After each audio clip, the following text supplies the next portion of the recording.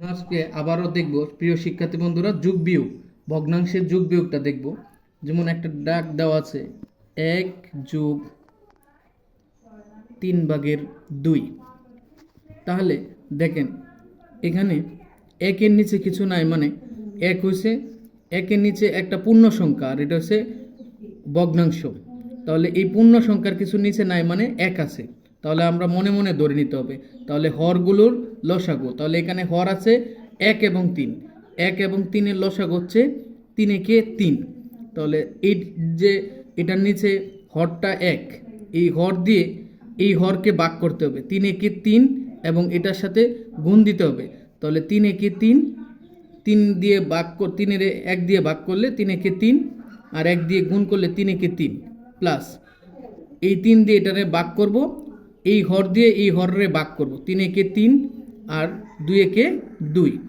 তাহলে দেখেন কত সহজে হয়ে গেল 3/5, 3/5 অংশ। তাহলে উত্তর 3/5। পরবর্তীতে আরেকটা অঙ্ক দেখেন,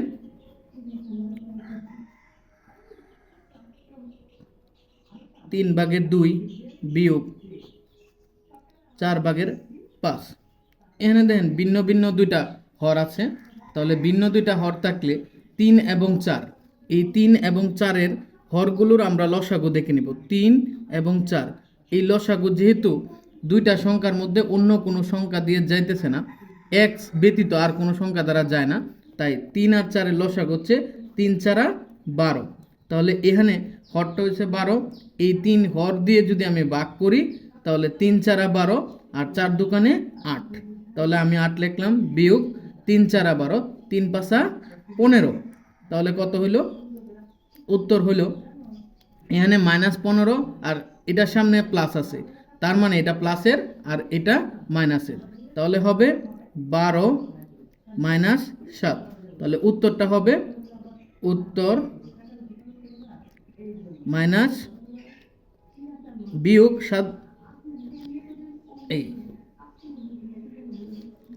এভাবে উত্তরটা লেখা যায়।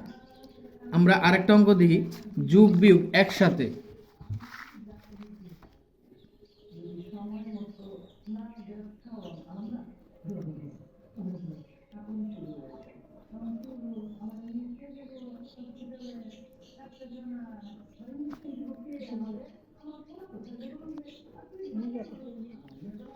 এখানে দেখেন 3টা রাশি দেওয়া আছে, 3টি ভগ্নাংশ দেওয়া আছে, 3/2 যোগ 2/5 বিয়োগ 2/1।